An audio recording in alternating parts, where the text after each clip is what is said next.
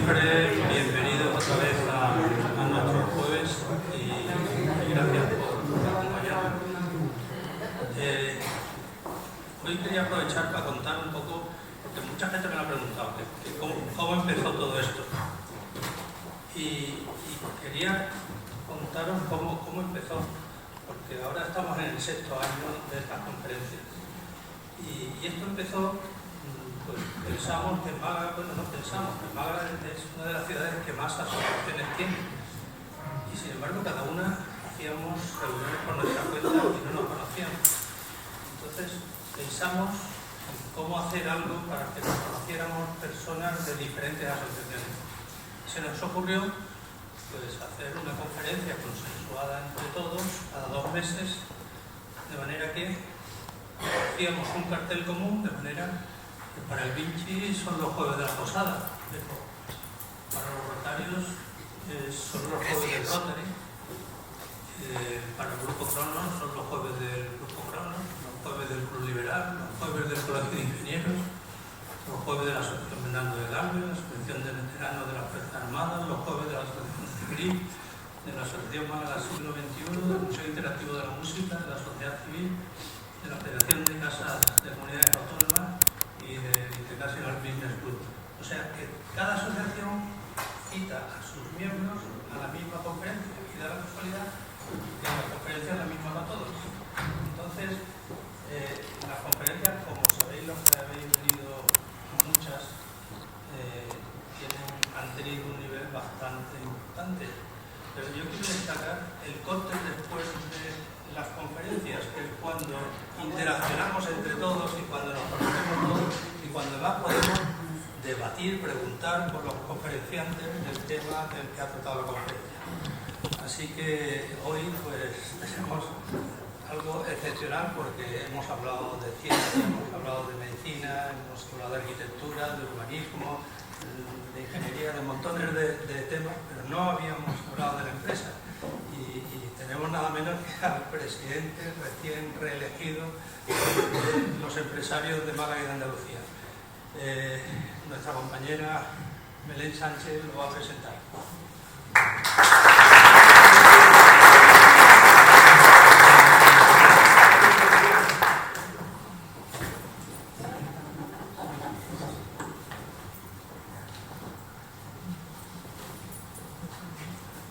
Buenas tardes, noches a todos. Muchas gracias por estar aquí, por compartir este tiempo tan maravilloso entre amigos. Es para mí un placer presentar hoy a quien representa una de las voces más influyentes del tejido productivo andaluz, nuestro presidente de la Confederación de Empresarios de Andalucía, Javier González de Lara. Cuando hablamos de Javier, no solo lo hacemos desde el orgullo de ese malagueño que ha llegado tan alto, que está en Andalucía, que está en puestos de relevancia, sino de una persona que ha hecho del compromiso con su tierra y con sus empresas una forma de vida. Su trayectoria no se entiende únicamente desde los cargos que él ha ocupado, sino desde la convicción con la que ha defendido siempre el papel de los empresarios como motor social y económico. Y a lo largo de esta breve presentación veréis que su enfoque siempre es ese, la defensa del empresario. Acercarnos hoy a su biografía es en realidad acercarnos a una manera muy concreta de entender el liderazgo, el diálogo y la responsabilidad colectiva. Javier es licenciado en Derecho por la Universidad de Málaga, máster en Mediación y Resolución Extrajudicial de Conflictos, pues ya nos va diciendo esto bastante de su perfil conciliador, dialogante, que es su línea de trabajo durante toda su vida. Es abogado en ejercicio, empresario del sector financiero, turístico y cultural. En el ámbito de las organizaciones empresariales, todos lo conocemos, preside la Confederación de Empresarios de Málaga desde el año 2011 y la Confederación de Empresarios de Andalucía desde el 2014 y recientemente reelegido, desde aquí le damos la enhorabuena para su cargo de presidente que continúa. Porque Javier es continuista, pero es un continuista muy pragmático. Él ha pasado épocas duras y difíciles en la CEA y bueno, etapas complejas que ha superado de una manera muy convincente. A su vez también es presidente de la Confederación Española de Organizaciones Empresariales, coordinando la acción territorial de la entidad, preside Garantía SCR, que es la única sociedad de garantía recíproca de Andalucía, es decir, organizaciones de apoyo siempre a la financiación a los pymes, a los autónomos. Como empresario preside también el Consejo de Administración de Málaga Visión, formando parte de los consejos de administración de varias importantes compañías andaluzas y nacionales. Una vez más, el impulso, el apoyo a los empresarios, al tejido empresarial malagueño y andaluz. González de Lara es vicepresidente también del Consejo de Asociación para el Progreso de la Dirección de la Zona Sur. No sé si muchos conoceréis esta asociación, pero ¿qué os creéis que va a buscar esta asociación? Lo mismo. Promover, desarrollar la información, la formación, el networking de los directivos de empresas para impulsar la modernización y el crecimiento sostenible de nuestro país. A lo largo de su trayectoria ha sido distinguido con varios reconocimientos y distinciones que todos habremos ido oyendo en los distintos medios. La última, la más conocida, más reciente, la Medalla Andalucía de Economía y Empresa en 2025, el año pasado, presidenta de la Junta, le otorgó esta fantástica medalla por su contribución al progreso económico y empresarial de Andalucía y el fortalecimiento del diálogo social. Volvemos a su hilo conductor de su vida, el diálogo, su punto fuerte. Pero Javier es devoto de la Virgen de Santa María del Monte Calvario, una cofradía de la que es hermano. ¿Y qué hizo Javier cuando le dieron la medalla? Pues se fue a su Virgen y le puso su medalla a su Virgen. No sé si todavía la tendrá, está allí, forma parte del ajuar de la cofradía de la Virgen. También es medalla de honor del Colegio de Abogados de Málaga en el 2018, medalla de oro del Consejo Andaluz de Relaciones Laborales en el 2006, académico de las Ciencias Sociales y del Medio Ambiente de Andalucía, alumni de honor de la Universidad de Málaga, pregonero de la Semana Santa malagueña en el 22 y embajador de la marca Ejército de España en el 21. Casi nada, tenemos aquí una trayectoria preciosa.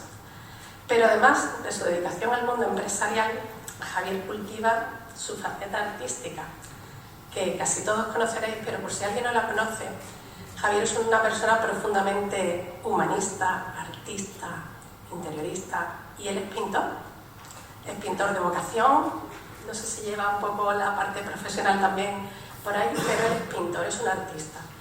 Y hace marinas, tiene unas marinas preciosas, ha hecho exposiciones tanto en España como fuera de España, está en colecciones privadas, en colecciones públicas. Yo tengo la suerte de tener una marina suya en mi salón, os invito a todos a que la visitéis. Bueno, pues con toda esta trayectoria que tiene Javier, es un lujo contar hoy aquí con él para hablarnos de lo que es nuestra conferencia, que son las claves para el crecimiento empresarial en Málaga y en Andalucía. Permitidme que cambie un poco el chip y sitúe esta intervención en un contexto más amplio, el contexto europeo, del que soy una gran defensora. Los últimos informes sobre el estado de las regiones y ciudades, que son publicados por el Comité Europeo de las Regiones, sabéis que es el organismo en la Unión Europea que trabaja con los territorios, señalan que el crecimiento empresarial ya no puede analizarse únicamente en clave económica, es decir, creamos más empresas porque tenemos más economía, no. Hoy depende de tres grandes transiciones que juegan en cada territorio, que son la transición verde, la digital y la cohesión social y territorial. Y en ese mapa europeo, Málaga ocupa hoy una posición singular, particularmente singular. Pocas ciudades del sur de Europa han experimentado en tan poco tiempo una transformación tan intensa. Atracción de inversión tecnológica, llegada de talento internacional, expansión del ecosistema innovador y consolidación con hub digital mediterráneo, en la que nuestro alcalde, dicho sea de paso, ha tenido también su bastante granito de arena y mucho que ver. No es casualidad que grandes compañías tecnológicas internacionales hayan elegido Málaga para instalar centros de desarrollo e innovación, reforzando un ecosistema que proyecta la ciudad de Málaga al conjunto de Europa. Pero como advierte también este organismo al que hacemos referencia, el Comité de las Regiones, todo proceso de crecimiento acelerado, y en Málaga estamos en ese momento, plantea desafíos.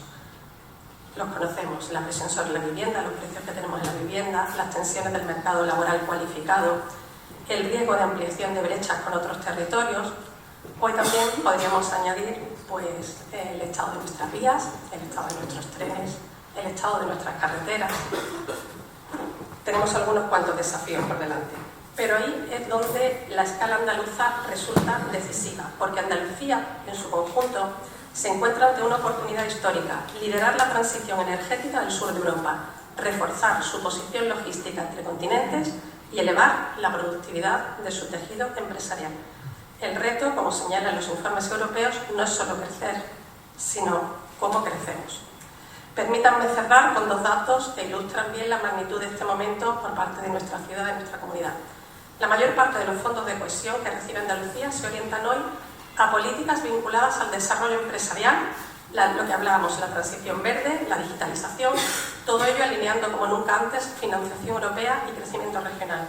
Y en paralelo, en Málaga, ecosistemas como Málaga Tech Park generan en torno a 70.000 empleos directos e indirectos, reflejando el peso creciente de Málaga como motor de la economía de crecimiento en el sur de Europa.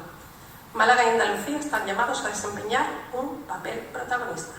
Reflexionar sobre cómo aprovechar esta ventana de oportunidad es sin duda más pertinente que nunca. Y para ello contamos hoy con una voz especialmente autorizada. Presidente, muchas gracias por acompañarnos. Tiene la palabra.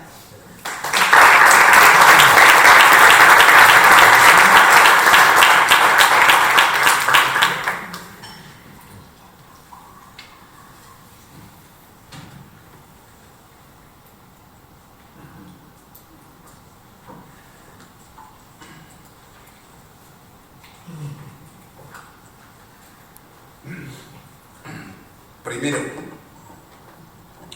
la libertad individual es la base de toda sociedad justa. Sin personas libres para decidir, crear y equivocarse, no hay progreso ni dignidad. Segundo, el esfuerzo personal merece respeto, no sospecha. Trabajar, emprender y mejorar no es un privilegio moral, es una contribución social. Tercero, la clase media es el motor de la estabilidad y el crecimiento. Protegerla es proteger el trabajo, el ahorro, la educación y el futuro. Cuarto, el Estado debe ser un facilitador, no un sustituto del ciudadano. Ayudar no es reemplazar la responsabilidad individual, sino fortalecerla. Quinto, la igualdad ante la ley importa más que la igualdad de resultados. Las oportunidades deben ser justas, los resultados frutos del mérito y las decisiones que se adopten individualmente. Sexto, no se construye bienestar castigando el éxito, ni premiando la dependencia. La prosperidad se multiplica cuando se incentiva el progreso, no cuando se penaliza. Séptimo, el trabajo dignifica más que cualquier subsidio permanente. La ayuda debe ser un puente, no un destino. Octavo, la educación y el esfuerzo son las verdaderas herramientas de movilidad social. No hay atajos duraderos hacia una vida mejor. Noveno, la solidaridad es más fuerte cuando nace del libre albedrío de los ciudadanos. La cooperación voluntaria une más que la imposición obligatoria. Y décimo, una sociedad madura confía en sus personas, confía en su criterio, en su capacidad de superarse y en su deseo de construir algo mejor. Bien, estas 10 reflexiones, este decálogo, si me permitís decirlo, no parte de un mero ejercicio retórico, sino de una convicción personal profunda. Y creo sinceramente que en los tiempos que vivimos deben sonar con más fuerza que nunca. Buenas tardes a todos, un saludo muy cordial a Miguel Such, impulsor de este encuentro, igual que el resto de presidentes, coordinadores, coordinadoras de estos colectivos que hoy nos convocáis y que me permitís el lujo de estar hoy aquí con vosotros y participar en este espacio de reflexión y de pensamiento, los jueves del Vinci. A Belén Sánchez, muchísimas gracias por tu presentación, muy bonita y sobre todo con demasiados datos que abundan sobre todo en mi persona, pero que me siento muy gratificado por haber tenido el lujo de ser presentado por ti con tanto cariño. A Natalia Sánchez, nuestra vicepresidenta ejecutiva y secretaria general de la Confederación de Empresarios de Málaga, que hace un trabajo extraordinario en la organización. A todos vosotros, Liberio Pérez España, presidente de la Unión Profesional de Colegios Profesionales de Málaga, que también está, a cada uno de vosotros, que os quiero tanto, ¿no? Te os saludo, Miguel Ángel, Piedra, bueno, todos, es que podría nombrar a todos, a Rafael, a todos, a Ángel, pero dejadme que diga algo de Miguel Ángel.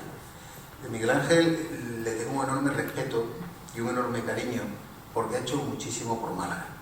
Siempre ha hecho muchísimo por Málaga y ha sido capaz de vertebrar el comercio de la ciudad, el comercio de la provincia, sacar adelante una Málaga que hace 35 o 40 años estaba en un abandono preocupante y transformar las calles de la ciudad.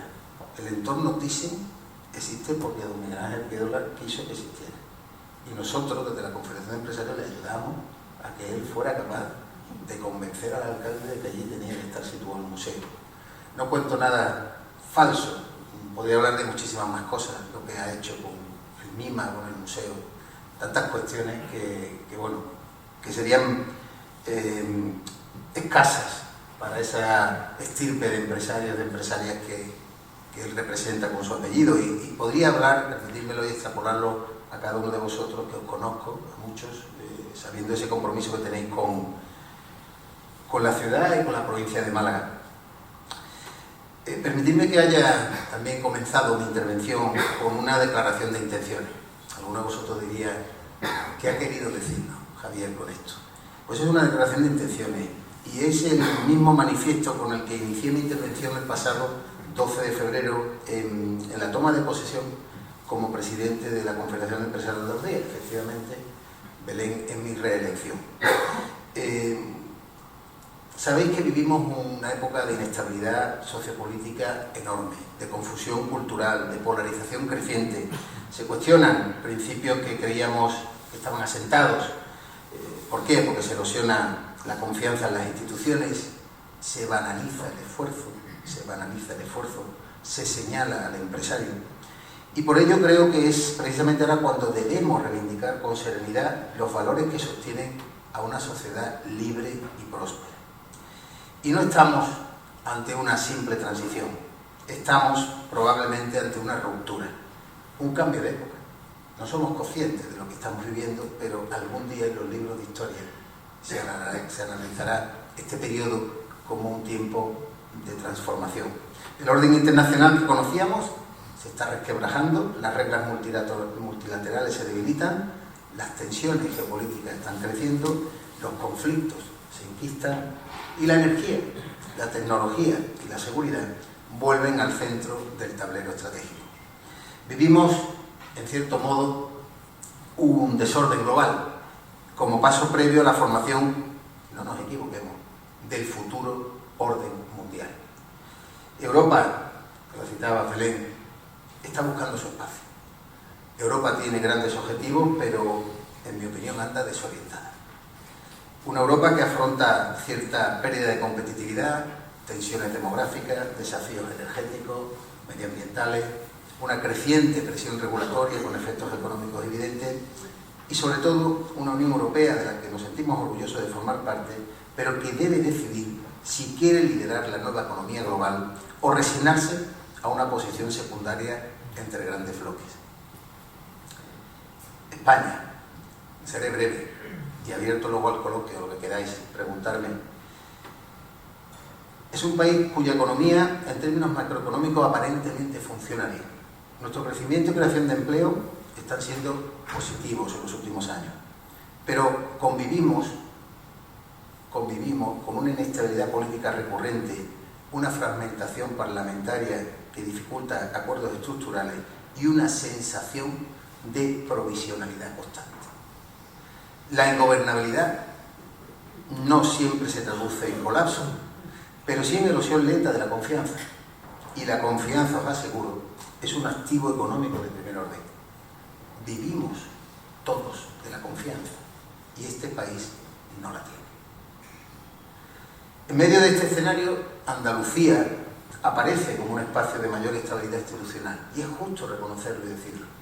Y eso no es menor, porque la estabilidad efectivamente tampoco es todo, pero sin estabilidad es imposible generar un remanso de certidumbre que permita planificar e invite a los empresarios, a los generadores de riqueza, a invertir. Andalucía y muy especialmente Málaga viven un momento de dinamismo indudable. Fijaos, más de 500.000 de empresas tenemos en Andalucía, 550.000 empresas, 600.000 autónomos. Somos la comunidad autónoma que más autónomos, empresarios autónomos tiene en toda España. Tenemos récord histórico de afiliación. Málaga, permitir que vaya pasando Andalucía a Málaga para hacerlo un poco más ameno. Málaga aporta casi el 40% de las nuevas sociedades creadas en Andalucía. Las exportaciones en nuestra tierra se han disparado en los últimos años. Por la acción política, no lo creo, sino por el esfuerzo de las empresas. Pero la acción política ha ayudado. No es la que provoca que seamos la tercera comunidad autónoma en España en volumen total de exportaciones, con más de 40.000 millones de euros, pero si no hay responsables políticos que ayuden a que las empresas se lancen a exportar, no se consigue. Volvemos al concepto confianza, al concepto certidumbre. A los políticos hay que pedirles que nos dejen trabajar. Y cuando nos dejan trabajar, la economía, la sociedad fluye y funciona. Junto a todo esto tenemos sectores emergentes como el agroalimentario está muy consolidado, el tecnológico está ganando peso, el modelo turístico, que es un modelo maduro, sin embargo se está diversificando, pero en medio de ello tenemos muchos logros, pero conviven desafíos muy serios, desafíos que justifican, Belén, el título de esta intervención, que no pretendo cansaros excesivamente, pero al menos marcar unas pautas, unas claves, para que luego vosotros podáis intervenir y hacer las preguntas que consideréis. Y en esos desafíos para el crecimiento empresarial, esas claves para el mismo, pues sin duda todo viene de la mano de superar una serie de retos. Son muchos, pero yo voy a intentar sintetizarlo en 5 nada más. En primer lugar, y me adelanto seguro a algunas preguntas vuestras, el empleo y la paradoja de nuestro mercado laboral.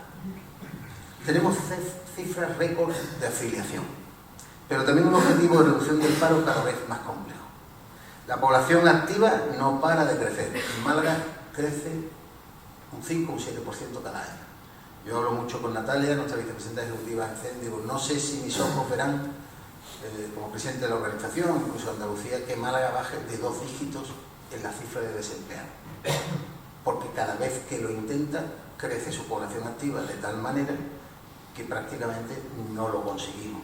Estamos, Málaga, para situaros, os doy datos simplemente para que lo tengáis en mente, estamos en un 11,7% de desempleo, 108.000 parados en nuestra provincia. Andalucía está en un 16% de desempleo, Málaga el 11,7%, es la provincia andaluza con menos paro de toda nuestra comunidad, y España está en un 10%, 9,93%. 2 millones, quedaros con esta cifra, 2,5 millones de parados en España, oficiales, 2,5 millones, 600.000 Andalucía, 108.000 la provincia de Málaga. Pues bien, con esos datos y una población activa que no para de crecer, y con cerca de 1 millón de personas en el mercado laboral malagueño, 1 millón de personas, se dice pronto, al mismo tiempo hay sectores estratégicos, como puede ser la construcción, el turismo, la hostelería, la tecnología, el transporte, la logística, que no encuentran los profesionales que necesitan. Hay momentos del año con más de 20.000 vacantes sin atender. 20.000 vacantes sin atender. Tenemos, por tanto, en mi opinión, una ecuación desajustada. Demandantes de empleo y puestos sin cubrir.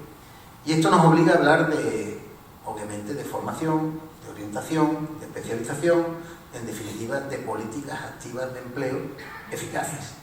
Y nos obliga a abordar con valentía lo que es la inserción laboral de los jóvenes, con tasas de paro que prácticamente duplican la media y con mayores de 45 años, no lo olvidemos, que suponen más de la mitad de las personas desempleadas que citan, los 108.000, mayores de 45 años. Y también nos obliga a hablar de inmigración ordenada, de cupos, de contingentes en origen, de regularización ágil cuando el mercado de trabajo lo necesita, porque no tiene sentido mantener bolsas amplias de desempleo estructural y al mismo tiempo carecer de mano de obra en sectores esenciales. Y aquí enlazo con uno de los puntos de mi manifiesto inicial, si me permitís hacer memoria. El trabajo dignifica más que cualquier subsidio permanente. La ayuda debe ser un puente, no un destino. Pues bien, nuestro modelo de protección social debe ser sólido, sin duda, pero también debe ser incentivador del empleo. Pero no queremos debatir sobre esto. No se quiere debatir en España sobre esto. Y la realidad es que hay un profundo desajuste. Tampoco se quiere debatir sobre el absentismo, o como yo le denomino en muchas ocasiones, el ausentismo. Tema tabú que se esquiva de forma recurrente, pero que genera un preocupante impacto en la competitividad empresarial y en el gasto público. Seguro que muchos de vosotros no es consciente de la relevancia que tiene hoy en día el absentismo en las empresas. Es enorme, es un problema gravísimo. Miro a Jorge, al que saludo, nuestro anfitrión, asiente con la cabeza porque me imagino que en el hotel, en el suyo, en todos, es un problema gravísimo. Sin embargo, no sale en los telediarios, pero las empresas lo sufrimos. Lo sufrimos con enorme disgusto y para eso las organizaciones empresariales lo reivindicamos y lo hacemos público. Fijaos, el impacto de la competitividad es enorme, como decía, en el gasto público y supone 33.000 millones de euros al año del bolsillo de cada uno de vosotros, de cada uno de nosotros, empresarios y modelos del sistema público. 33.000 millones de euros. Estamos hablando de que cada día, hoy jueves, no se han presentado a su puesto de trabajo 1.600.000 trabajadores. Pero mañana tampoco, no los mismos, otros. 1.600.000, de los cuales 375.000 ni siquiera presentan un parte de baja. La desidia es total. No pasa nada, no sucede nada. El mensaje subliminal de muchos políticos con una ideología absolutamente antiliberal es, recordarlo, trabajar menos para vivir mejor. Esa es la ministra de Trabajo, la que lo dice, la que tiene que defender el trabajo. Trabajar menos para vivir mejor. Yo respeto todas las ideas, pero si tú quieres defender un modelo de pleno empleo en un país occidental como el nuestro, de libre economía de mercado, ese mensaje hace mucho daño social. En segundo lugar, la productividad y el tamaño empresarial. Nuestro tejido productivo, como sabéis, está muy atomizado, extraordinariamente atomizado. Es decir, el 85% son micropymes con menos de 10 trabajadores y más de la mitad no tienen asalariados. Hablaba con orgullo de los autónomos, pero la dimensión es pequeña, es una dimensión estrecha, compleja, que dificulta asumir retos para transformarse. Apenas un 0,3% de las empresas de Málaga superan los 250 trabajadores. Fijaos, tenemos muy pocas. También hablaríamos en otra ocasión de por qué se les estigmatiza a las grandes compañías, socialmente, ideológicamente. Se les ataca a los que cogen tamaño. Al emprendedor, cuando arranca, se le abraza socialmente, utilizamos eufemismos, no empresario, empresaria, emprendedor, emprendimiento, emprendeduría, palabras absurdas, ridículas, que son eufemismos, pero cuando ese emprendedor se convierte en empresario o empresaria y tiene 10 trabajadores, ya está bajo sospecha. Ya está bajo sospecha. Usted ya está creciendo mucho. Usted estará incumpliendo normativas, usted estará haciendo cosas inadecuadas. Fijaos lo que es la perfección social. Cuando es joven, dinámico, activo, emprendedor, eso es maravilloso, a la sociedad le encanta. Pues fijaos, en ese contexto la dimensión a los empresarios nos preocupa muchísimo, porque el tamaño importa, la dimensión importa. Y eso es necesario para que exista más innovación, más internacionalización, para resistir situaciones de crisis. Si tienes más tamaño, tienes más músculo, puedes resistir mejor los embates de las tempestades, ¿no? Y puedes asumir incrementos de costes laborales, de costes regulatorios, etcétera, etcétera. Por eso os quiero indicar que la pequeña y mediana empresa, a pesar de lo que se diga, de que todo marcha bien, la pequeña y mediana empresa lo está pasando mal. Los costes laborales se han disparado. La energía y las materias primas se han disparado en los últimos años. La presión fiscal se ha disparado, tanto la directa como la indirecta. La productividad lleva años prácticamente estancada. Desde 2019, antes de la pandemia, no crecemos de forma significativa en productividad. Y sin productividad, pues es muy difícil que haya mejora sostenible de salario, por ejemplo. Por eso el debate sobre jornadas, salarios o condiciones laborales no puede abordarse de forma aislada o unilateral ni ideologizada, sin hablar de productividad, sin hablar de absentismo y sin hablar de otras muchas cuestiones. Por eso el diálogo social, al que Belén hacía referencia, en mi trayectoria me he sentido siempre orgulloso de sentirme un humilde constructor de puentes. He rechazado siempre levantar muros, es absurdo, hay que entenderse con todos. Nuestra relación fluida con las centrales sindicales mayoritarias pues es constante, ¿verdad, Natalia? A diario, y nos respetamos dentro de la lealtad. Somos contrapartes, pensamos radicalmente distintos, pero eso no quiere decir que no construyamos la principal infraestructura de un territorio, que es la paz social. Esa paz social que cuando surge un conflicto o hay una huelga o se queman los contenedores, la gente se tienta la ropa. ¿Qué está pasando? ¿Qué ocurre? Pues para eso estamos las organizaciones empresariales, las centrales sindicales, para aproximar los intereses de las partes y buscar soluciones lo más justas posible a través de la negociación colectiva. Por eso el diálogo social debe ser diálogo y no monólogo. Y lo que hemos vivido en los últimos años es un monólogo social. Es que la administración a nivel central se ponga de parte de una de las partes. Se ponga de parte de una de las partes. Absurdo. Cualquier ámbito de mediación, cualquier ámbito institucional de respeto, tiene que jugar un papel por encima de las partes. Pero no mejor ni peor, sino separándote inteligentemente de los intereses de cada parte para que al final las posiciones se superen. Siempre lo que estudiamos, ¿verdad?, mediación, Belén, dice que una cuestión es separar las posiciones de las partes y otra cosa gestionar los intereses de las partes. Las posiciones las tenemos, son posiciones distintas, en ocasiones antagónicas, pero conseguimos llegar a acuerdos. Cuando tú orillas a una de las partes, la ecuación no funciona. Y claro, si a eso le sumas que hay un contexto ideológico donde se confronta artificialmente lo público y lo privado, cuando se caricaturiza al empresario como adversario social, pues ¿qué ocurre? Que se erosiona un pilar fundamental del progreso. ¿Por qué ideológicamente todos los días en los medios de comunicación se habla de que el modelo social más óptimo es el público? La sanidad pública, la educación pública, la dependencia pública. Magnífica, que exista, se la estamos soportando y pagando todos. Y además, precisamente, las tres hay que sostenerlas, mantenerlas y, por supuesto, hacerlas viables y, digamos, sólidas. Pero ¿por qué se ataca al sector privado? Privatización de la sanidad, privatización de la educación. Si no existiría un modelo sanitario educativo en España sensato ni sólido, si no existiera la educación privada concertada o la sanidad privada. Es vivir siempre de espaldas a una realidad. Entonces, fijaos, todo eso, ¿qué son? Son prejuicios. Y vivir de los prejuicios nos lleva a la crispación y a la polarización. Cuando se vive de un lado o de otro, independientemente de los extremos, al final la polarización está garantizada. Y a nosotros nos genera alguna satisfacción el hecho de que en el último informe Edelman, diréis, ¿eso qué es? El informe Edelman. Bueno, el informe Edelman esta es una consultora internacional que hace estudios sociológicos sobre la valoración social de las instituciones.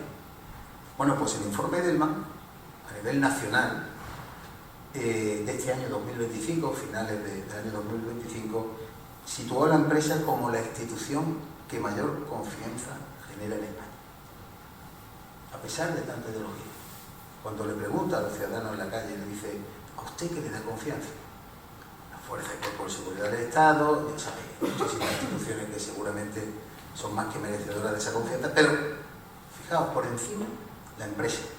En Andalucía, tenemos datos desagregados en Andalucía de ese grado de confianza, alcanza casi el 70% de los encuestados. La empresa, lo más confiable. La empresa percibida como factor de cohesión social. La empresa concebida como imprescindible para el bienestar territorial. Y sobre todo, como espacio de convivencia.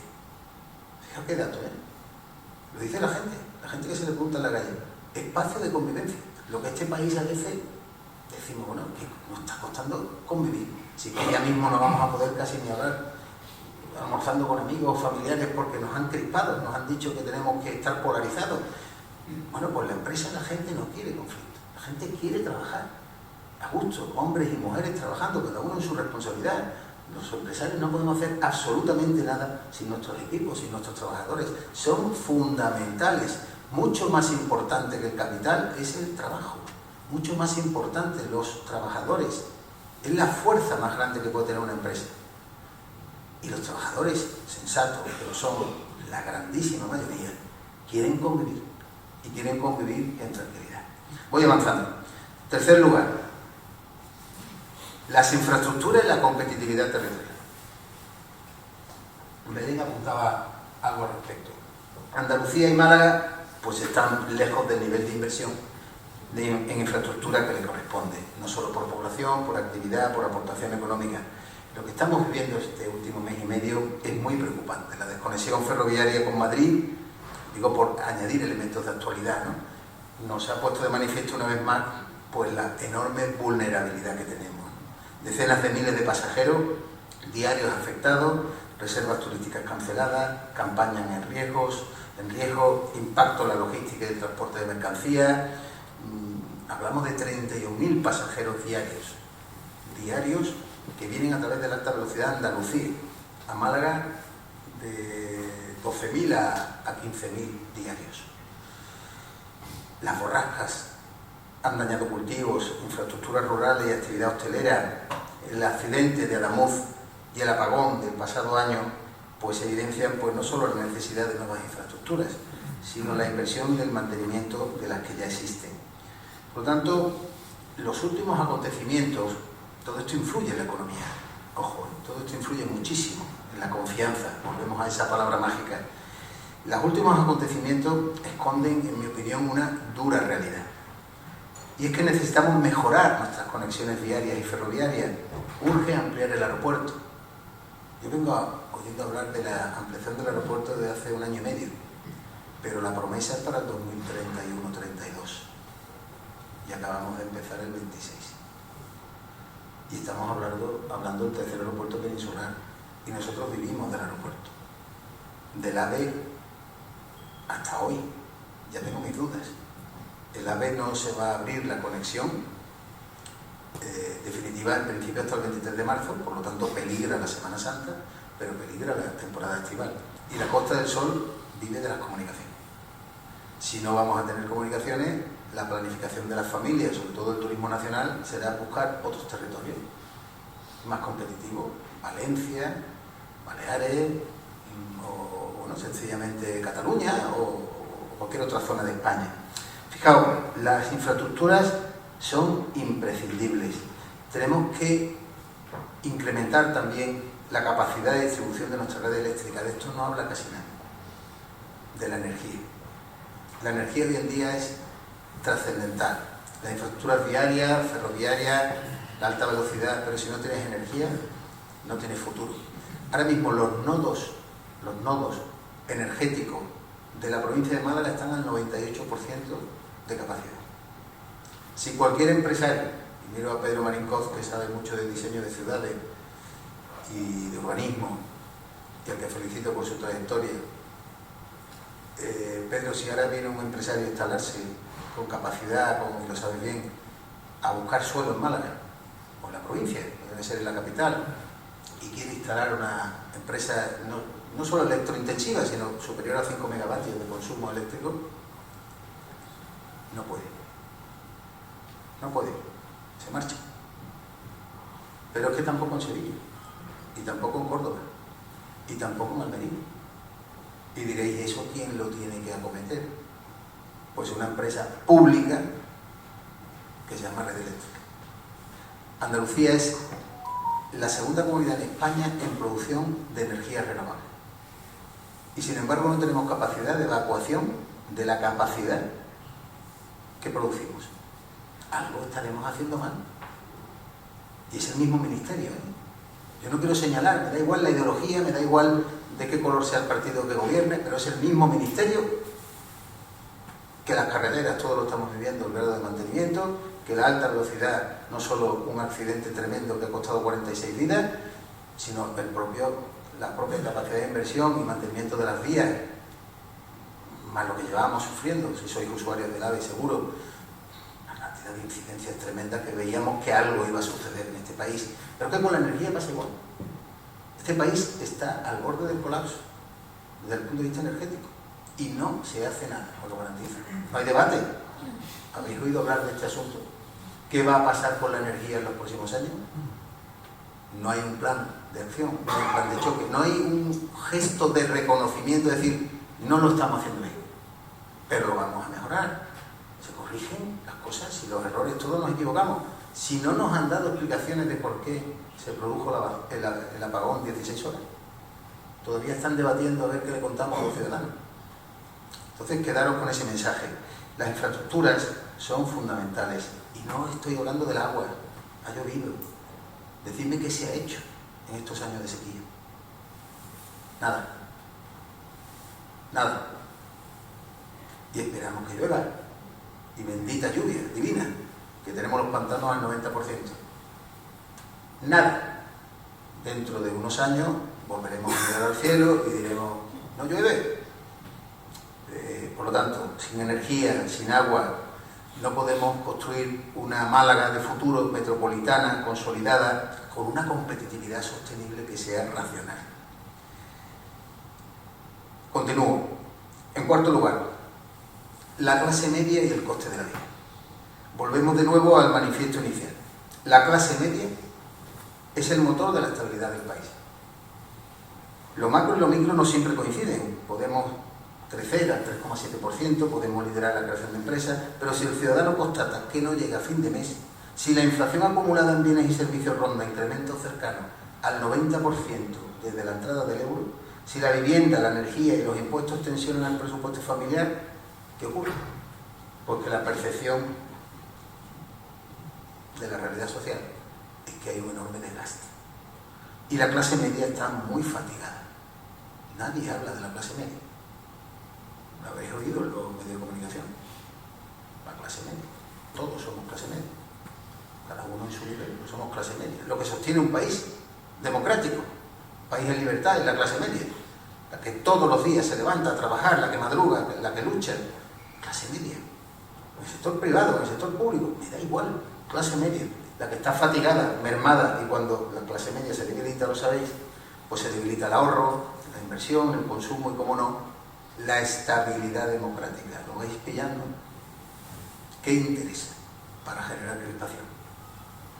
Machacar a la clase media para que haya gente muy pobre y gente muy rica. Y así el plan de acción funciona. Por eso creo que tenemos que entre todos hablar mucho de la clase media, protegerla, y debe ser una estrategia de país. Yo no pierdo la esperanza, creo que llegarán políticos, me da igual el signo que sean, que dirán, esto es lo que les preocupa a los ciudadanos de verdad, estas son las cosas que hacen que todo el mundo pueda tener oportunidades. Y por último, y creo que no menos importante, el papel de la empresa en tiempos de crisis. Mirad, hemos vivido meses muy difíciles, el tren de borrascas, hemos aprendido una nueva palabra, o río de borrascas, accidentes temporales, desalojos, daños en el campo, y una vez más hemos visto lo mejor de nuestra sociedad. Hemos visto empresas cediendo recursos, hoteles abriendo sus puertas, voluntarios volcados, administraciones activando todos los servicios de emergencia, haciendo un trabajo extraordinario. Y eso, fijaos, también nos hace tener esperanza, porque eso es nuestra esencia. Ciudadanos, empresas que son personas que cuidan, que están cuando se les necesita. Y mirad, siempre podemos elegir cómo responder a la adversidad, o escondernos, o salir, o dividir, o sumar, o alimentar el desasosiego, o generar, como digo, confianza. Nosotros, los empresarios, sabemos dónde tenemos que estar. Por eso, desde la Conferencia de Empresarios de Málaga, Conferencia de Empresarios de Andalucía, hemos decidido siempre desde nuestro ámbito de actividad pues ser punto de apoyo frente a la incertidumbre. espacio de diálogo, casa común donde se construyen certezas, porque la empresa no es solo una unidad económica, la empresa es mucho más, y es lo que yo creo y defendemos. La empresa ante todo es una escuela de valores. La empresa es una escuela de valores, es una escuela de mérito, de superación, de responsabilidad, de cooperación. Y traigo una cita del filósofo estoico Epícteto, que decía que no es la situación la que define al hombre, sino su respuesta. Y yo añadiría algo de mi cosecha. Tampoco es la coyuntura la que define a una tierra, sino la actitud de su gente. La actitud de su gente. Andalucía, Málaga, y voy concluyendo, están demostrando que pueden competir, atraer inversión, exportar, innovar. Y necesitamos para ello muchas cosas, pero sobre todo compromisos, reglas claras, estables y equitativas, seguridad jurídica, simplificación normativa, fiscalidad razonable, inversión estratégica, colaboración pública o privada real, que existe y que se produce cuando hay administraciones serias y solventes que quieren hacerlo. Porque, fijaos, Andalucía en este caso, pues no quiere privilegios, pero tampoco agravios. No queremos ser más que nadie, pero tampoco menos. Y queremos convertir y competir en igualdad de condiciones. Digo todo esto por lo del modelo de financiación autonómica, que os sonará a muchos de vosotros, y habréis visto que hay mucha presión ideológica. Hay que respetar la Constitución. Hay que respetar la Constitución. Y Andalucía no puede ser menos que los demás. Esto no se trata de una quita, de una deuda de una comunidad autónoma o de otra. Esto es mucho más, es más profundo. Hay que hacer una reforma pactada, constitucionalmente viable, y que no quede simplificada en quitar en una hoja de cálculo una deuda generada por una comunidad. Porque las deudas hay que pagarlas. Si te quitan 33.000, 50.000 millones de euros de tu balance como comunidad autónoma, ¿quién lo paga? Alguien tendrá que asumirlo. Todos. Por lo tanto, no creáis cantos de sirena de vamos a perdonar, vamos a condonar una deuda. A mí me encantaría que a los empresarios se nos diera la opción de ir a Hacienda, a la agencia tributaria, y decirle: venimos a que me condones mis deudas. Igual que quieres hacer con la comunidad de Cataluña, con la de Extremadura, la de Andalucía. Queremos que nos condonen las deudas. No suele ocurrir. Termino como empecé. Lo tenéis aquí y os felicito por ello. Confío en la libertad, como vosotros. Confío en el esfuerzo.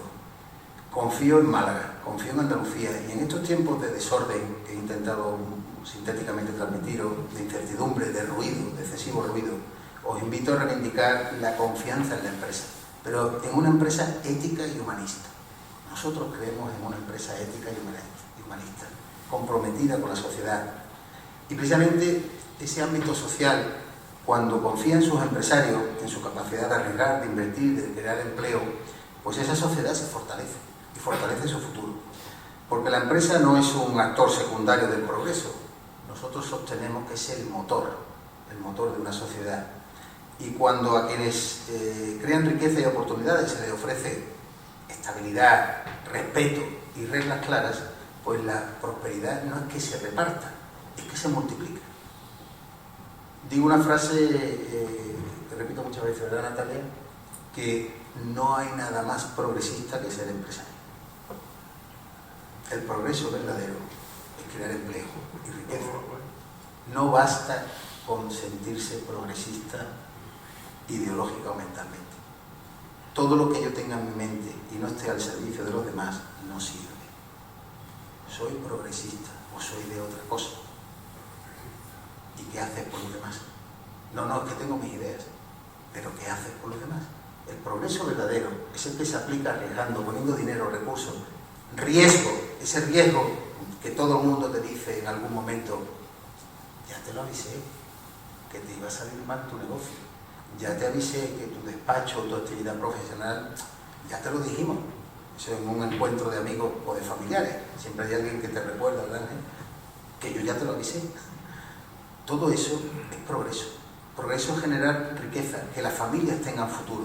Por lo tanto, con el máximo respeto a las ideas, mejor pasar a la acción y querer convertir una sociedad mucho más justa. Málaga y Andalucía, yo creo que no solo dependen de estadísticas y de indicadores, que los he citado, ¿no? Yo creo que dependemos de algo mucho más profundo, de seguir creyendo en la libertad de emprender, en el valor del esfuerzo y en la dignidad del trabajo.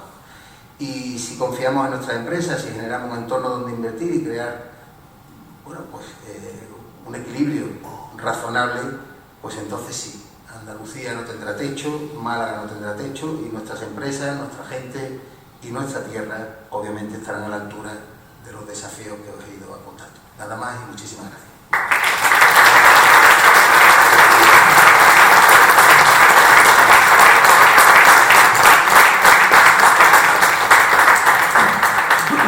Abierto a vuestras preguntas. Muchas gracias, Javier. Estupenda conferencia, sobre todo con muchos datos. Hay conferenciantes que alargan su discurso, pero no dan datos. No es tu caso. Ya algunos que te conocemos de hace tiempo sabemos que es tu manera de proceder. Con lo cual, te doy la enhorabuena. Y ahora queda la parte donde ustedes van a tener la oportunidad de hacerle alguna pregunta a Javier. Así que vayan levantando la mano aquellas personas que quieran intervenir. Pepe. Enhorabuena, los 10 puntos de introducción a su conferencia. Los 10 puntos que han puesto en su conferencia, francamente reseñables, y ojalá se puedan aplicar en el amplio sentido de cada. Vamos al tema de la empresa y su responsabilidad de convivencia, de desarrollo humano y la actividad múltiple, porque el tema del problema estructural tiene tanta cara, es un poliedro con muchas caras. Pero yo quisiera, siguiendo la recomendación de Rafael, de ceñirme y dar oportunidad a que los demás aporten el tema, porque digo que es un poliedro con muchas caras. Quiero centrarme en la cara, en la medida en que la empresa es responsable de si hay una necesidad en el mercado de personal o la cantidad que ha subrayado tan importante. Y parece ser que tenemos las generaciones mejor preparadas, algo está fallando ahí, que no se encaje esa necesidad con esa presunta formación y con ese paro tan tremendo que tenemos, que es el mejor capital que puede tener una sociedad. Ese capital humano formado. Dado que las instituciones públicas parece ser que no consiguen situar ese paro en una formación adecuada a la necesidad de la empresa, en la empresa cabría pedirle una iniciativa de que ella misma, en la medida que pueda, y el apoyo que consiga forme a esa masa de jóvenes desencantados, preparados y que no temían.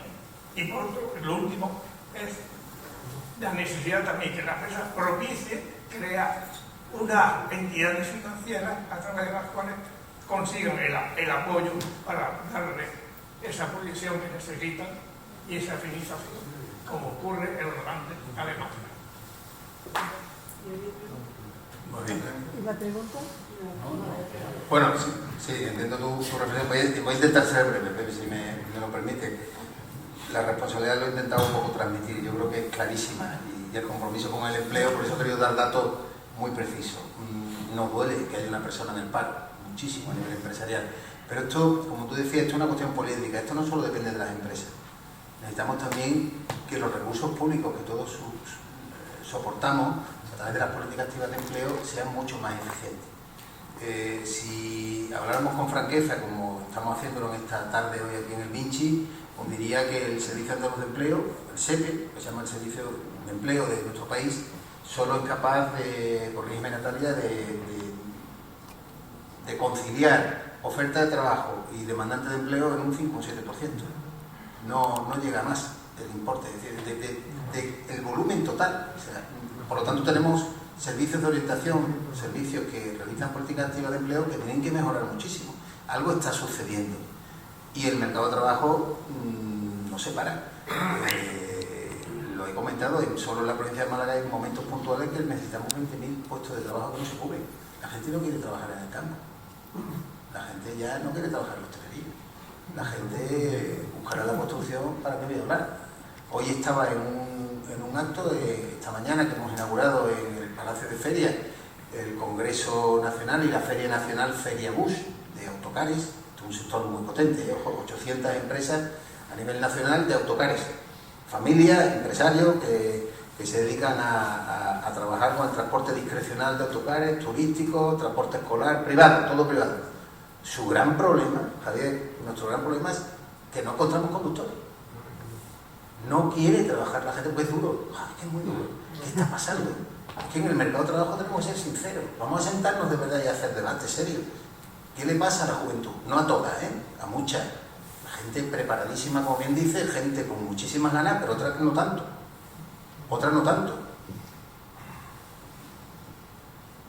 Entonces creo que tenemos que reflexionar sobre muchísimas cuestiones.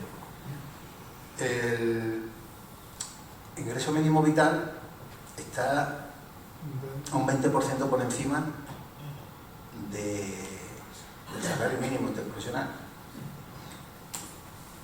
¿Os vais comprendiendo? El ingreso mínimo vital, lo repito, está un 20% por encima del salario mínimo. Si tú tienes una unidad familiar, una pareja, 2 hijos, los 2.500 euros lo pagamos todos. Creo que vamos captando los mensajes. Entonces, creo que hay que hablar. Yo no estoy diciendo que no haya personas que no lo merezcan. Claro que sí. Y personas que están en riesgo de exclusión, y personas que hay que ayudarles. Pero para eso está el sistema público, como pasa con la vivienda. ¿Por qué el sector privado tiene que soportar a los ocupas? Y perdonar que cambie de tema. No me lo has preguntado, pero te lo digo yo. Si usted está en riesgo de exclusión, pues que el Estado le busque, o el sistema público le busque a usted una vivienda. No, que los ciudadanos tengan que soportar de sus ahorros, esa clase media castigada, a lo que yo me refería, que a lo mejor ha estado toda la vida ahorrando, pagando una hipoteca con la entidad financiera para tener el día de mañana un complemento a su pensión, se encuentra con el riesgo de que se le mete una persona y dice, es que soy colectivo vulnerable, aquí no me echa ni el tato. 14 meses como mínimo para conseguir que se marche. Entonces, este país necesita revisar muchas cosas. Y perdona que me he desviado con eso, pero era un poco para transmitirte qué está pasando en el mercado de trabajo, cosas que nos preocupan a los empresarios. Y entidades financieras, por supuesto, yo solo puedo decir que las entidades financieras, te doy mi opinión, ¿no? Están demostrando una seriedad enorme en general. Siempre hablamos mal de los bancos porque es un tópico, pero yo solo puedo decir que cuando vino la pandemia, las entidades financieras hicieron un trabajo formidable de apoyo al tejido empresarial para que no se desplomara. Aquí la gente se hundía. Aquí estuvimos hundidos, con una caída del PIB de un 17%, en la provincia de Málaga. Y las entidades financieras, acordáis los ICO, los créditos ICO, las entidades financieras, eso lo gestionamos dentro del diálogo social, acertadamente, igual que los ERTE, aquellos sistemas para que no se despidiera al personal, pues negociamos con las centrales sindicales y COE, la organización que yo soy vicepresidente, pues lo que eran los ERTE para que este país no entrara en barrena. Estamos hablando de un momento crítico como fue la pandemia. Los bancos se partieron la cara por las empresas. Entonces, ¿qué estamos intentando? Que evidentemente esa sensibilidad que las empresas tenemos que tener también la sigan acompañando las entidades financieras, que suelen tener sus fundaciones, que hacen una labor extraordinaria y que bueno, que es natural, a todos nos duele tener que pagar créditos, pero la realidad es que si no estuvieran las entidades financieras saneadas como están en este país, tendríamos un enorme problema. La clase media se sostiene gracias a las entidades financieras y viceversa. Y las entidades financieras, hoy por hoy, solo podemos decir que nuestra labor también, efectivamente, es decirle que ayuden. Yo presido una entidad financiera, que es una sociedad de garantía recíproca, es modesta, pero nosotros movemos anualmente 300 millones de euros en Andalucía y ayudamos a la pyme, al autónomo. Fijaos, de todas las operaciones, Manolo lo sabe porque hemos estado juntos en muchas batallas de este tipo. Una sociedad de garantía recíproca lo que hace es darte un aval a un precio y a un coste muy razonable para que tu proyecto empresarial salga adelante, y la entidad financiera te da el dinero porque la sociedad de garantía recíproca asume el riesgo. Si sale mal la aventura empresarial, la sociedad de garantía recíproca es la que asume ese fallido, esa supuesta morosidad. ¿Por qué os cuento esto? Porque de cada 10 operaciones que aprueba el Consejo y que aprueba esta sociedad, fijaos por lo de la sensibilidad social que tú decías, 7 de cada 10 se hacen en municipios y en el ámbito rural de Andalucía, no en las capitales, en los pueblos, donde hay que permanecer, donde hay que mantener a la población, donde hay que ayudar al autónomo, a la señora de la mercería, al señor que tiene el supermercado, a la carnicería, en los pueblos. Ahí estamos nosotros. Entonces, estoy de acuerdo contigo que ese es el formato y el concepto de empresa que tenemos, incluso un modelo financiero absolutamente solidario y comprometido.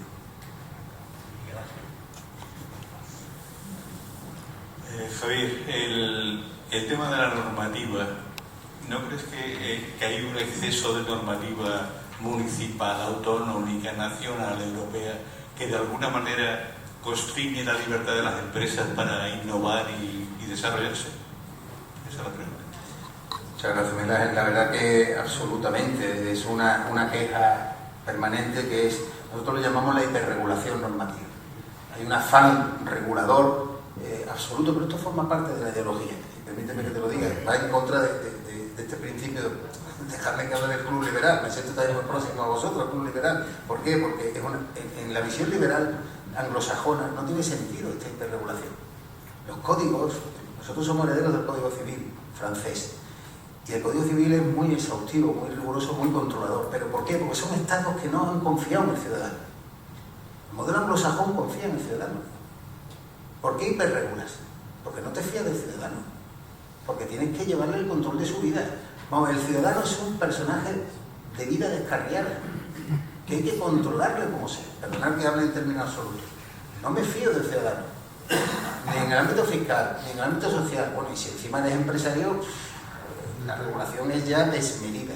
Pero es que el nivel de control de nuestras vidas es abrumador. No hay un partido político del espectro que tenemos, ni uno, que cuando llega al poder no presente un desideratum de cuántas normas quiere aprobar. ¿Pero por qué ese ranking?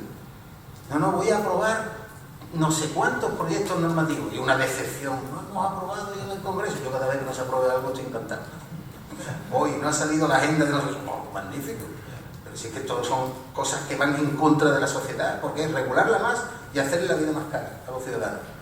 Perdonad, estoy generalizando, hay normativas que son necesarias y lógicas, pero creo que me entendéis. Y quien está haciendo mucho daño a todo esto también es Europa.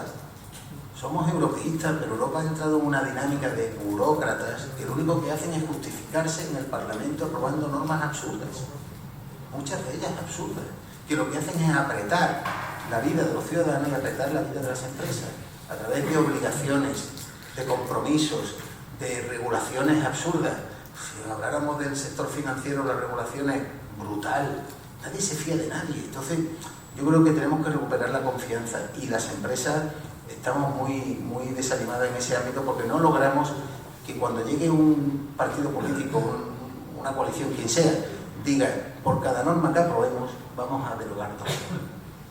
En el año 2024, fíjate, te doy un dato, se aprobaron 1 millón de páginas en los boletines oficiales en España. Boletines de la Unión Europea, obviamente que tienen a través de reglamentos, directivas, etcétera, etcétera, su transposición. Boletín oficial del Estado, boletín oficial de la Junta de Andalucía de las comunidades autónomas, 17 más Ceuta y Melilla, y luego de las 50 provincias los boletines oficiales de la provincia. Es imposible, si es que es imposible que salgas a la calle y estés cumpliendo la normativa. Siempre vas a tener 1000 problemas legales porque no puedes cumplir. No hay, por tanto, toma de conciencia. Te agradezco la pregunta porque es algo que nos tiene frenéticamente desesperados. No hay forma, y se lo decimos a los responsables políticos, por favor, ser sensatos, ser prudentes, derogar normas absurdas, chatarra normativa. Somos un país de una chatarra normativa increíble. Normativa que lo único que hace es dificultar absolutamente la fluidez y la actividad económica. Insisto, los países anglosajones en ese sentido nos llevan ventaja, son mucho más prudentes con regular innecesariamente la actividad empresarial y sobre todo la vida de los ciudadanos, por eso tienen también una fiscalidad más beneficiosa. Aquí parece que el modelo público estatal no quiere que el ciudadano tenga dinero en los bolsillos, nos están quitando incluso el dinero metálico. Es una falta de confianza, no penséis otra cosa. Es el control del ciudadano para que el ciudadano no piense, esté permanentemente más limitado o restringido en su propia libertad. Volvemos a la palabra. Al final, veréis que intento transmitir un mensaje. Y te agradezco la pregunta porque me sirve de acicate. No cejéis en vuestro empeño con estos encuentros, con estas conferencias. Hablad de libertad. Nadie quiere hablar de libertad. La libertad es recordar los papeles desclasificados del 23F. Con todo mi respeto, que seguro que se tendrá derecho a estudiarlo. La libertad es construir el futuro y hablar con claridad a los ciudadanos de que la libertad es sus propios méritos, su capacidad, su esfuerzo, su constancia. Y no se habla de libertad. La libertad solo con una connotación ideológica política. Y nosotros tenemos que reivindicar como empresarios y vosotros como sociedad civil lo que es esa libertad, la que defendéis y representáis. Y al fin y al cabo, ¿qué habéis hecho vuestras vidas? Trabajar, trabajar, trabajar y darle a vuestros hijos y a vuestros nietos pues lo más importante que son valores. Valores. Yo por eso os animo y sé responsabilidades también en nada menos que el ámbito militar, muchos que estáis aquí que tenéis esa visión castrense tan importante, que habéis hecho vuestra vida. Defender unos valores importantísimos, por eso mi respeto hacia vosotros.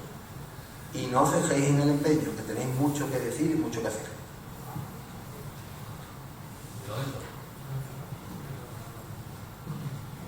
Buenas noches, Javier. Cogiendo la palabra libertad y paro, voy a hacerte una pregunta que a mí me vuelve loco en los últimos 20 años en Málaga. Decías que el 11% de Málaga están en paro, ¿no? El 11 y pico por ciento. Bueno, por del mundo del arte, del mundo de las artes escénicas, música, teatro, artistas, están en paro el 98%. 98% en paro. Y de esa gente, que aquí en Málaga yo he calculado que seremos unos 40.000 personas, 40.000, Málaga y provincia, pues solo trabajan durante el año, durante 10, 15 días como máximo. Algunos afortunados trabajan a lo mejor 100 días. Lo normal es que trabajen entre 8 y 10 días. 90% de paro. Y entonces eso creo que es un tema que los grupos que nos dedicamos a hacer arte en este mundo, que no podemos pasar a empresa porque no podemos, nos morimos. Entonces yo te pediría, ¿sería posible, como estamos haciendo ahora en la Malagueta, los empresarios de la Malagueta, a las empresas poner un tanto por ciento al año para apoyar a estos grupos que quieren ser empresas del arte en Málaga para que puedan ser libres en su mundo? Por ejemplo, te pongo un solo ejemplo. Yo, un ejemplo muy particular, por si acaso sea el mío. Me metí con mi grupo a hacer una ópera, la primera ópera de Málaga, Zamarrilla Bandolero, de un autor genial, compositor que ha muerto hace poco, aquí en Málaga. El Cervantes nos cobró 6.000 euros por un día. Perdona, Lorenzo, perdona. Pregunta. Poder dar más, porque hay personas esperando. Termino. Hace favor. ¿Sería posible crear una fundación para que este mundo de los artistas en paro de Málaga, tan abundante, pudieran tener alguna actuación más y que tengan más poder? Bueno, muy rápido te respondo. Yo creo que, ¿por qué no? Claro que sí. Sí, yo creo que lo primero que habría que conseguir es que los artistas, de lo que yo también me siento, como tal, me siento aludido por tu pregunta. De hecho, estoy dado de alta en el régimen de autónomo de artistas. Estoy dado de alta, como muchos de vosotros, en muchísimas cosas. Digo porque no hay más remedio, que hay que dignificar esa profesión. Pues yo creo que precisamente lo que tienen que hacer es unirse y construir una idea, construir un argumentario, un ideario. Yo creo que eso, y si tú puedes ayudarnos a eso, pues fenomenal. Y los empresarios, desde la Conferencia de Empresarios, te podemos orientar, ayudar a que las empresas conozcan lo que quieren hacer. Yo creo que hay iniciativas de ese tipo, también el sector público en el ámbito de la cultura hace muy buenas cosas, no solo los ayuntamientos, las diputaciones, es decir, ahí siempre hay un ámbito para explorar, pero me parece muy acertado que todo lo que sea ayudar al ámbito cultural y al ámbito artístico, pues solo te puedo decir que chapó, adelante, ¿no? Y a ver también que cada uno ponga de su parte, cada uno de alguna forma manifieste a dónde quiere llegar y cuál es su propuesta, ¿no?, artística, porque luego volvemos a la meritocracia, volvemos a que todo el mundo tiene unas aptitudes, unas capacidades y habrá quien tenga más fortuna, menos fortuna, porque la realidad es como es, esto fuga, ¿no? El que produce, el artista, pues se tiene que encontrar luego con un mercado, pero capto en tu idea y concluyo que lo fundamental es unirlos, agruparlos, que tengan sentido de pertenencia y lo más importante, formarlos. Los artistas, el ámbito de la cultura, precisamente por esa falta de formación empresarial, tienen enormes dificultades para entrar en el mercado de trabajo, por eso, porque no se sienten profesionales empresarios. Y un artista es empresario, aunque sea autónomo, es empresario. Tiene que gestionar su empresa, que es su arte, tiene que gestionar su talento, que es su arte, y tiene que gestionar su vida y sus designios para, imaginaos en este mundo digital, en este mundo donde la imagen, el marketing, la promoción es vital. Si no toma conciencia de eso, pues es difícil ayudarle, pero bueno, que encantado de poder colaborar con iniciativas como esa. Javier, una pregunta que voy a intentar ser conciso. En general, todos los que estamos aquí, si adquirimos una deuda con la administración, tanto si somos empresarios como personas físicas, esa deuda la vamos a tener que pagar siempre, vamos a ser perseguidos por ello. ¿Cómo es posible que un gobierno gaste el 107% de su deuda en relación al PIB y no haya ninguna responsabilidad de ningún tipo, ni siquiera penal? Y no sé si eso sería uno de los principales problemas en las democracias actuales, de los gobiernos que llegan, gastan sin freno, además gastan solamente para aquellos que les votan, para que después al final acabemos pagando la fiesta el resto, que no somos tratados de esa manera. ¿Qué piensas tú de esto? Muy acertado, o sea, no tendría yo la respuesta, digamos, de la solución, como tú indicas, pero sí el criterio de la responsabilidad. Es que tú tienes que gestionar adecuadamente y tienes que intentar no gastar más de lo que ingresas, como cualquier padre o madre de familia. No hay que ser ya ni siquiera empresario, sencillamente alguien que de manera ordenada gestiona sus finanzas. Y eso efectivamente no prima, no es una cuestión que esté ni siquiera en el orden del día. Cada año vamos viendo cómo el endeudamiento es mayor, la deuda pública es mayor y lo que tú estás apuntando tiene una importancia trascendental. Fijaos, ahora mismo, ¿os recordáis de una palabra, igual que hablamos del tren de borrascas, una palabra que nos invadió antes de la pandemia, los años de la crisis, que nos invadió tremendamente y todas las mañanas nos angustiábamos? Prima de riesgo, ¿os acordáis de aquello? Acabas de decirlo. Ahora no, la prima de riesgo está muy baja, no pasa nada. La prima de riesgo es sencillamente el coste de la financiación del Estado. Y lo que teníamos que pagar todos los ciudadanos cuando estaba desmesurada en la última crisis y nos costaba miles y miles y miles de millones de euros. Si la deuda pública está disparada, si el déficit público no se controla, pues la situación, obviamente, no hay ortodoxia financiera ni presupuestaria, pues lo complica. Pero permíteme que te añada otro factor más a tu reflexión. ¿Qué podemos decir de un país que lleva 3 años sin presupuesto general del Estado? Le vamos a pedir responsabilidades a los responsables políticos de algo que ni siquiera son capaces de tener la principal norma. Esa sí que es necesaria, igual que otras son prescindibles y son chatarras. Presupuesto fundamental, porque los presupuestos, si no tienen presupuestos generales, pues eso, ¿qué ocurre? No puedes mantener, ni puedes invertir, no ya en inversiones hidráulicas, sino si quieran mantener las vías de la alta velocidad. Si no hay un duro, por mucho que nos cuente, si no hay un duro, si no pueden gastarse el dinero en reparar las infraestructuras viarias, lo que hablaba del tema energético. Si al final lo poco que hay es para compensar a los socios de gobierno, que territorialmente tienen otro tipo de aspiraciones. Entonces, seamos justos, esa es la realidad. Entonces, lo que tú planteas es para...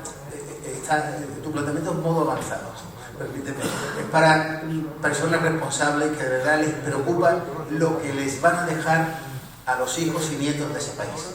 ¿Qué es lo que haría un político responsable? Que los hay muchísimos, muchísimos que piensan con rigor, con honestidad, pero otros me da exactamente lo mismo. Que es un 107%, que es el número exacto, correcto, como si es un 130, un 140, ya vendrá, el que venga que arre. Esa es la triste realidad. Y pues, si tiene otra pregunta, yo me voy a atrever, Javier, a hacerte una. Bueno, darte las gracias por esta charla y por este discurso, ha sido impresionante. Yo quiero volver a lo que me veía sentir antes, ¿no? Que es la incidencia tan importante que tiene a un sector como el nuestro, el sector servicios, ¿no? La incidencia y el problema que tenemos con el absentismo laboral, que es tremendo. No sé si somos campeones de esas cifras, pero te aseguro que la incidencia en el día a día es mucho, ¿no? Una empresa o un sector, perdón, como el nuestro, o una empresa como Vinci que se dedica a dar servicio, cuando tiene dos problemas que tú has denunciado, has comentado. Uno es que no tiene cantera, que no hay reposición, que no hay gente que quiera trabajar, cada vez se trabaja menos, nosotros tenemos nuestros deberes ahí también, y por otro lado tiene un problema tan grave como el no se hace nada para el absentismo. Bueno, estoy repitiendo lo que tú has dicho. ¿Cuál es la solución del problema? Es decir, esto solo va a más, no le vemos fin, no hay norma, ahí no hay norma que regule al estafador, es verdad que todo el mundo tiene derecho a tener una baja, si es real, pero se sabe que muchas son fraudulentas, no hay control, no hay inspección. ¿Qué se puede hacer? Buena cuestión. Yo fijaros, no quiero decepcionar, pero yo no sabría resolverlo, lo digo claramente. No sabría resolverlo solo, pero si sentamos en una mesa a los responsables públicos y a las centrales sindicales, fijaros, los representantes de los trabajadores, comisiones obreras y UGT, y nosotros los empresarios, lo arreglamos, juntos, lo arreglamos, segurísimo, lo arreglamos porque hemos resuelto cosas mucho más difíciles. Por lo tanto, esto no es una visión sesgada de los empresarios cuando hablamos de absentismo. Y yo permíteme que distingo dos factores, el absentismo y el ausentismo. El absentismo en ocasiones está, como es natural, justificado porque eso es la IT, la incapacidad temporal de personas que tienen una enfermedad, que tienen cualquier tipo de patología, y lo cual, bueno, pues todos sabemos que la salud es muy frágil y en cualquier momento la perdemos. Entonces hay trabajadores súper honestos que están en absentismo coyuntural. El problema es el ausentismo, que es el que abusa, aprovecha de esa falta ya casi de actitud, ¿no? De compromiso con el resto de los compañeros que están en el trabajo y que se encuentran con una sobrecarga laboral y un estrés desmedido. Por lo tanto, ahí hay que diferenciar entre un tema y el otro. La solución pasa por muchas cuestiones, que se hable de esto. Por lo tanto, yo agradezco que me repregunten porque queremos sembrar el mensaje. O sea, el mensaje no es que nosotros acusemos a nadie, estamos diciendo que cómo lo resolvemos. Pero es que los políticos ahora mismo que dirigen el Ministerio de Trabajo no les interesa hablar de esto, no quieren hablar de esto. Para ellos no existe el problema, es como el autismo. Mire usted, yo no reconozco una realidad, tengo mi patología, pero no reconozco la realidad. Oiga, usted tendrá lo que tenga, pero hay un hecho incontestable, que las empresas lo están pasando muy mal. Imaginaos las pymes, los autónomos, imaginaos una cafetería, un restaurante, imaginaos las tareas agrícolas, que te faltan 1 o 2 trabajadores. Te quieres pegar un tiro, no encuentras. Y vosotros en un hotel como este, pues hacéis encaje de bolillo para poder prestar el servicio que el cliente necesita y pide. Imaginaos el transporte, imaginaos la construcción. Creo que requerimos un debate serio, el papel de las mutuas. Vamos a darle a las mutuas capacidad, lo estamos sosteniendo los empresarios, las mutuas de trabajo. Vamos a darle capacidad, pues, para que den altas. Vamos a darle capacidad para que analicen los expedientes y que esté justificado por qué se coge una baja y por qué no. El problema, y perdonadme con esto, el problema es que en este país se está extendiendo, o mi percepción, y no quiero ser con esto tremendista, ¿no? Yo soy siempre optimista, pero veo que hay algo que subyace, ¿no? Que están cambiando los signos de los tiempos, donde está la permisividad del incumplidor, en todos los ámbitos. Os hablaba antes de lo del Ocupa, hablar cómo un país puede permitir que un delincuente se le proteja socialmente. Si es que se está apropiando de una propiedad. O sea, en derecho, cuando estudiamos, ¿verdad, Belén? Había dos cosas en el derecho romano, que era la propiedad y la posesión. Tú puedes tener la nuda propiedad de este hotel. No vale de nada ser propietario. Lo que importa es la posesión. Quien lo posee, quien se ha quedado con tus llaves. Porque tú puedes tener en el registro de la propiedad a nombre de tu piso o tu hotel, pero si hay otro que lo está ocupando, ¿de qué te sirve? Por lo tanto, ¿cómo se le puede otorgar la posesión romana, lo más importante que va inherente a una propiedad, a un delincuente? Pues lo mismo pasa con el incumplidor, lo mismo pasa con el protesta. O sea, hay una permisividad hacia con nosotros. ¿Qué han hecho? Sacarnos adelante con sacrificio. Y si hablamos de nuestros abuelos, ¿para qué vamos a decir? Entonces, creo que tenemos que darle la vuelta a esto. Pero darle la vuelta no hablo de política, hablo de la propia sociedad. Los políticos ni siquiera son capaces, no son capaces, digo con el máximo respeto, ellos están en otra guerra, están en la guerra de la polarización, están en otra cuestión. Digo que la sociedad tiene que reflexionar si todos estos comportamientos son dignos de corregirse o seguimos por esa senda. Y os digo algo, en este desorden mundial, el que coja el camino equivocado lo va a pagar muy caro. Y cuando tú no eres capaz de estar preparado para todos esos gigantes asiáticos que están despertando y que obviamente tienen una hoja de ruta muy definida, el modelo que podemos dejar para los próximos 30 o 40 años puede ser aún más preocupante. Si recuperamos los valores naturales, normales, para que la sociedad avance, yo soy muy positivista, pienso que se puede lograr, pero el absentismo no es más que otra punta de un iceberg que socialmente acredita que las cosas no se están haciendo del todo correctas.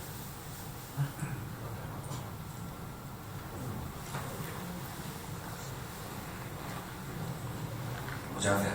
Javier, voy a intentar ser un poquito más positivo, vamos a hablar de un punto de vista. Creo que una de las cosas que le falta quizá a la política europea, que a diferencia de los países que has dicho antes de asiático, es estrategia a unos cuantos años. El otro día hablaba con un compañero que se dedica a la dirección estratégica y le sorprendía, y lo digo ya concretamente en relación con Andalucía. Como España, estando en el sitio estratégico a nivel mundial que está, no tiene una política estratégica en materia de puertos. Es decir, estamos en el sitio más importante quizás del globo terráqueo. Estamos entre África, Europa y América. Encima tenemos una conexión con Hispanoamérica histórica y cultural que debería ser fundamental. Todos los productos pasan por aquí y no tenemos una política nacional de igual un plan estratégico en materia hidrológica, sino que tiene un plan estratégico nacional para conseguir que España fuera una potencia mundial en materia de puertos. Nos está adelantando, por ejemplo, Marruecos, como el puerto que hizo enfrente de Algeciras, y el que se está desarrollando enfrente de Melilla. Y los mismos melillenses, cuando estuvimos hace poco los rotarios allí, nos planteaban, viendo que su puerto estaba siendo comido por un puerto de enfrente, con un país como Marruecos que está siendo apoyado por Estados Unidos. ¿Qué nos está pasando?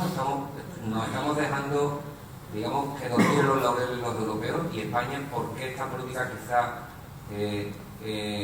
en la que nos dedicamos a pelearnos unos con otros, no pensamos a planes de 5, 10, 15 años en desarrollar lugares en los que realmente somos estratégicamente una potencia que debemos defender? Si quieres te digo amén. No puedo decir, añadir nada de lo que hayas dicho, es que no puedo estar más de acuerdo. ¿Qué te puedo decir? Porque lo has expresado perfectamente. Falta visión estratégica, falta visión a medio y largo plazo, altura de mira, es decir, tener una concepción no ya de España, sino de Europa, de equipo, de cómo nos posicionamos. Lo has comentado bien. Si es que hoy en día el tráfico marítimo, el estrecho de Gibraltar es fundamental, como el canal de Suez, el estrecho de Malaca, el canal de Panamá. El mundo tiene una barriguita, la expresión, su cintura, son los 4 estrechos determinantes para que todo el tráfico marítimo se mueva, y el estrecho de Gibraltar es determinante para el futuro de África. No nos enteramos, pero déjame que añada algo, sin perder el optimismo. A ver, que hemos sido imperio 3 siglos. Hemos sido imperio 3 siglos. Hemos descubierto un continente. No tenemos un ministerio del mar. Y Portugal lo tiene. Portugal tiene un ministerio del mar. ¿Lo sabíais? No. España no. Porque eso suena antiguo. Ministerio del mar, economía azul, el futuro, un país peninsular como España que ha descubierto continentes. Pero te añado algo más, incluso doloroso. Los países desarrollados, ¿de qué viven? Por mucho que hablemos de la industria, que por cierto es importante, del sector primario, viven de muchas cosas, pero cualquier país que aspira a desarrollarse quiere profundizar en la terciarización de su economía. Lo voy a explicar.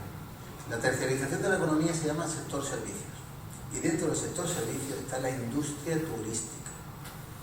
La industria turística. Países comunistas como Cuba, que por desgracia está pasando unas circunstancias terribles ahora en estos últimos meses, Camboya, Vietnam, la gente viene y dice, ojo, he ido a Vietnam, es un país comunista, pero comunista cerrado, ¿eh?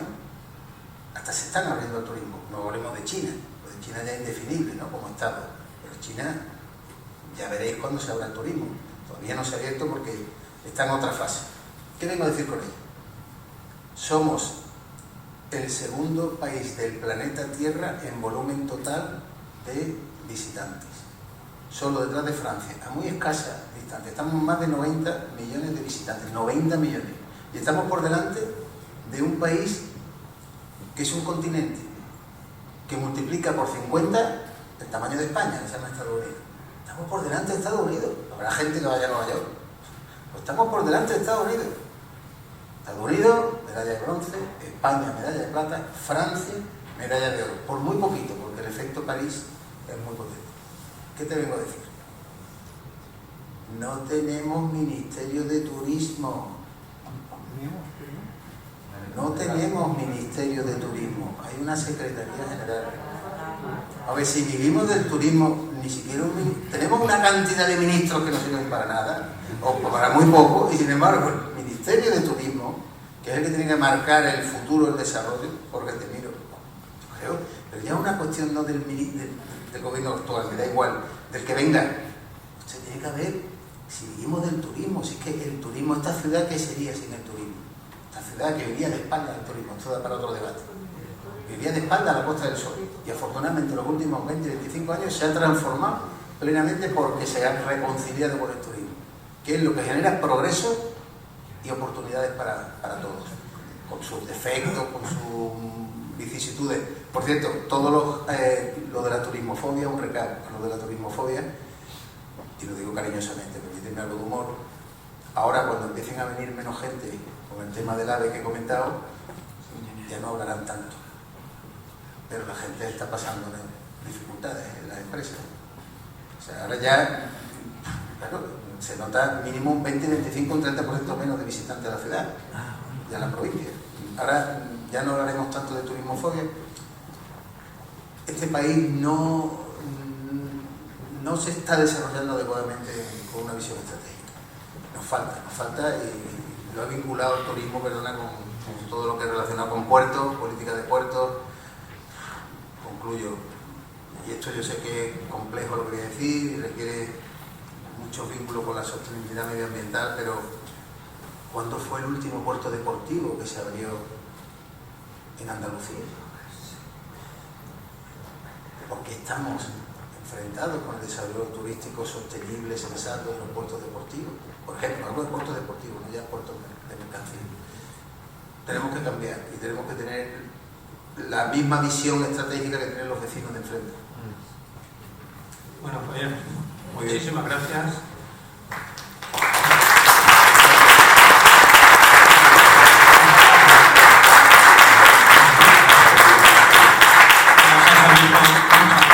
Vamos a tratar de seguir cerrándola durante el cóctel, donde podemos interactuar entre todos.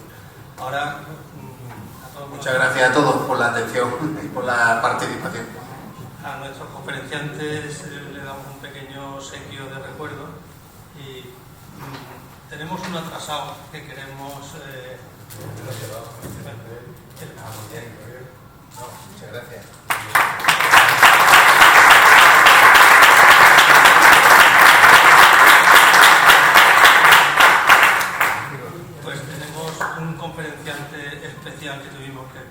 Pedro al que no le dimos su obsequio, y hoy se lo vamos a dar.